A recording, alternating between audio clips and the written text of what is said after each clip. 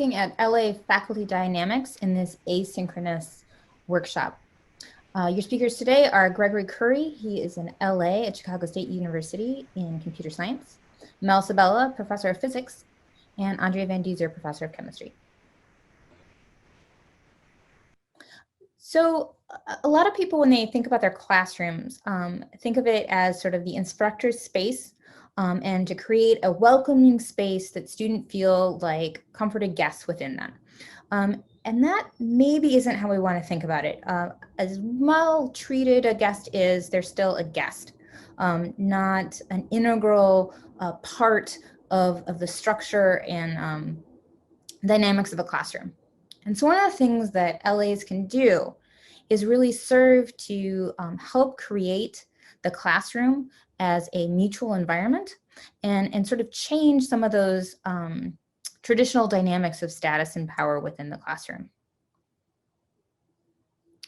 In that weekly prep meeting, there's a chance to engage in role playing, development of content understanding, engage in reflection on student learning, develop instructional materials. The learning assistant can be bringing a student's perspective, their own perspective of being able to watch with different eyes than the instructor, be able to really think about what that shared space can look like. Beauville says that we need to explore ways for students to become full participants in the design of teaching approaches, courses, and curricula. So what does that mean for LAs? How do LAs and instructors position themselves in teaching spaces? What are the challenges in establishing these collaborations, and what are some of the potential rewards? This is definitely a more challenging way of teaching. Being present, you can't just fall back on a set of lecture notes or a set of pre-written activities that have worked for active learning, but constantly re-engaging and redeveloping what that classroom space looks like. Chris Edmond talks about reality pedagogy. It has a primary goal of meeting each student on his or her cultural and emotional turf. The student shapes how best to teach that content. The teacher and students co-construct the classroom space, and the LA can be an integral part of that co-construction. Calabrese, Barton, and Tan talk about critical justice and rightful presence. The critical justice view of rightful presence is a frame for understanding equity-oriented teaching. Power dynamics are always at play in science classrooms, whether they are acknowledged or not. And so it's better for us to acknowledge what power dynamics are there, and then we can begin to unpack that and recognize how we're using those dynamics. And so then we can look really at student voice from Allison Cook Sather.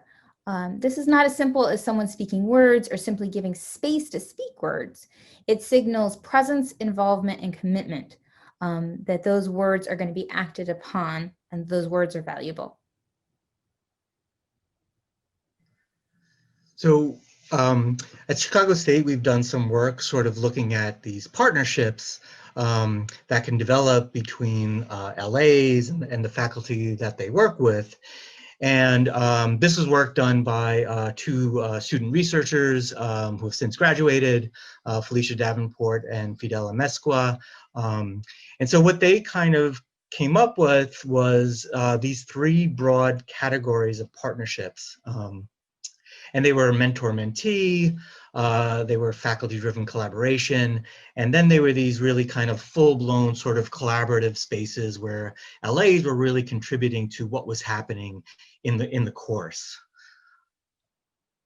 And so, you know, the hope is that this work provides some guidance for us in thinking about how we can move toward these instructional spaces where students are really these active participants and collaborators in that learning space. So one of the things that came out of this is sort of a way to do more of a micro-analysis of what happens in a weekly preparation session that is part of the, you know, the LA model. And so there's this tool that we were kind of thinking about where you can kind of look at sort of the specific interactions that are happening in that weekly prep session and kind of look at, places where people are making moves toward a more collaborative kind of space. And these are things that the LA can do and things that the faculty member can also do. And so what it does is creates this space where we can really challenge some of the power dynamics that exist, create a space for this more democratic dialogue where everybody's playing a role in what happens in our classrooms, and really kind of foster that idea of community and multiple respect. So one of the things that came out of this, and kind of looking at this microanalysis of these weekly prep sessions, are kind of a set of codes that we can use to look at what is happening in that weekly prep session. So just to give a couple of examples, one item could be this, a place where the LA suggests a modification to the class. And the instructor can sort of respond positively to that or negatively to that.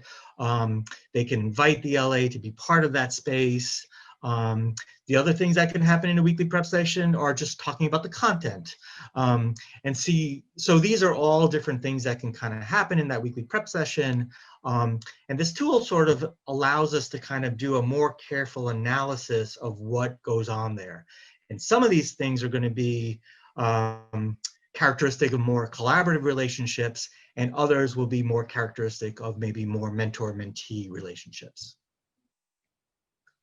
One of the examples of a place we saw this really kind of collaborative piece is at Michigan State in their Bliss class. This is a course that really kind of takes areas of life sciences and connects it to physics. And so we did an interview with Vashti Sautel and Abhilash Nair in 2017. And one of the things that they did is their LAs that are involved in that physics course are LAs that come from biology and chemistry. So these are LAs that have a lot of content understanding in biology and chemistry, and an expertise in those content areas, whereas the instructor, who is a physics instructor, may not have all of that biology and chemistry expertise. But that expertise is really leveraged in this particular class. And so what they went on to say was that, they really listened to the LAs about the things that didn't go well or the things that need to be restructured. And they talked about this idea of the instructor sort of, this idea that the instructor is not helping the LA teach in the classroom, but it's a team that's going to make this classroom work. They talk about developing this relationship within the instructional team and also within the discipline. And they talk specifically about, the LA teaching in this course might have this mastery of biochemistry. And so they went on to say, like, as a faculty member, if you really think about your job is to have all the answers, it's going to be hard to build that sort of collaborative team. You really have to believe that there's value in having these other experts in your classroom. It's also important to note proudness in LA faculty dynamics. And what that proudness is moments of feeling a sense of accomplishment, in this case, specifically in our LAs. Angie Little goes on to say, what I find so compelling about proudness is that it acts as an umbrella, bringing together many ideas that we know to be important. Some of those ideas being called Proudness Principles, and they are ownership, improvement, feedback, challenge, communicability, tangibility, and reflection.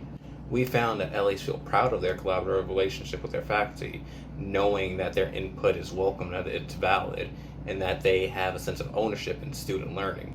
One of our CSU LAs said, I know that there are certain professors who don't like to be told if their methods aren't really working, and it's been really such a rewarding experience that my professor is the exact opposite.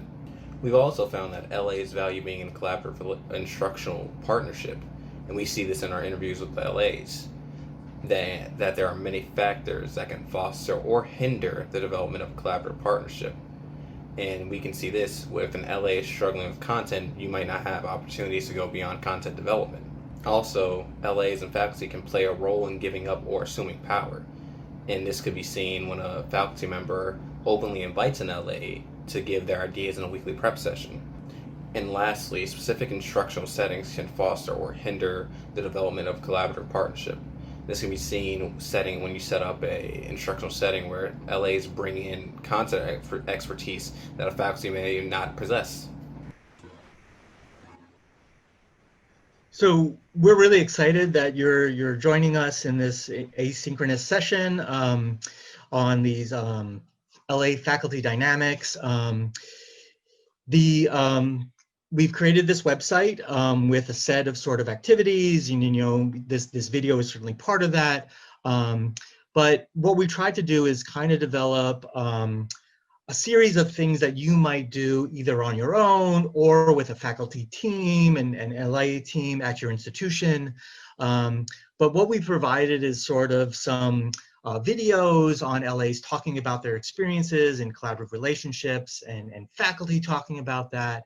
And also we give some examples of some of the weekly prep sessions and ask you to kind of look at these weekly prep sessions and sort of think about certain questions about the dynamics and what's happening there, and think about how you might foster this more collaborative relationship in your LA program. We also have provided a space where you can share ideas. We know there's lots of sort of expertise in the Learning Assistant Alliance community. So there's a place where you can kind of put your ideas and then you can kind of view what other folks have said. So yeah, we're excited for you to try it out, and okay, thank you.